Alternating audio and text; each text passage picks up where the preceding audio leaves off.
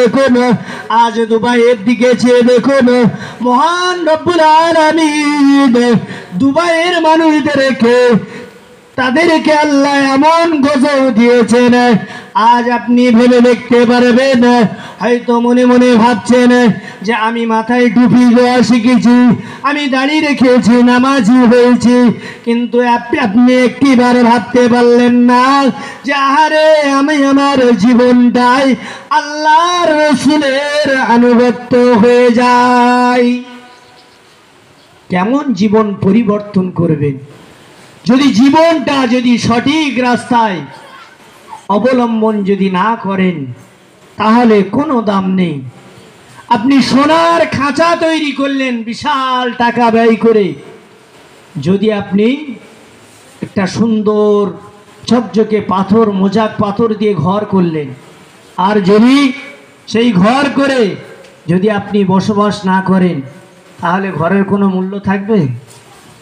রাসূলুল্লাহর এক হাদিসে এসেছে, বিশ্বনবী বললেন কোন এক হাদিসে, কয়েকদিন আগেই পড়ছিলাম, রাসূলুল্লাহ বলছেন একটা মানুষের জীবন, যে মানুষের জীবনে মানুষ যদি তার ভিতরে যদি ঈমান, যদি সেই ব্যক্তির ভিতরে যদি কোরআন না থাকে, তার জীবনটা একদম পুরো অন্ধকারময়।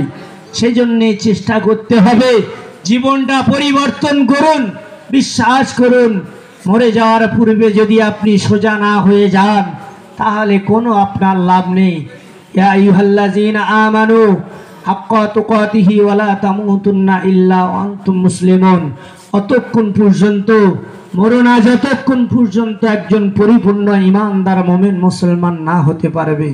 বিস্তারিত আলোচনা আর না করে আমি আমার সংক্ষিপ্ত আলোচনা যতটুকু আলোচনা করেছি, বলার মধ্যে ভাষাগত দিক দিয়ে যদি ভুল ত্রুটি হয়, আল্লাহর রাস্তায় ক্ষমা করবেন। আমার ভাই এসেছেন, খুব সুন্দর ওয়াজ করবেন। যারা এদিক ওদিকে ঘোরাফেরা করছেন, পাক মাহফিলে এসে বসে যান, একটু তাকবীর দেন দেখি। নারে তাকবীর! আর একটু জোরে হবে না? নারে তাকবীর! একটু বাপ বেটায় মিলে বলেন নারে তাকবীর!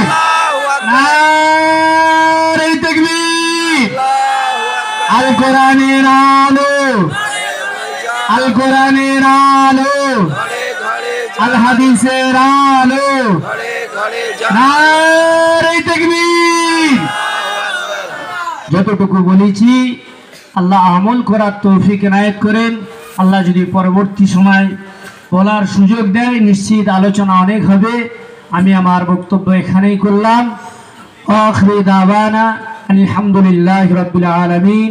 একটু জান ভরে মন ভরে দরুদ শরীফ। আল্লাহুম্মা সাল্লি আলা সাইয়্যিদিনা মাওলানা মুহাম্মদ ওয়া আলা আলি সাইয়্যিদিনা মাওলানা মুহাম্মদ।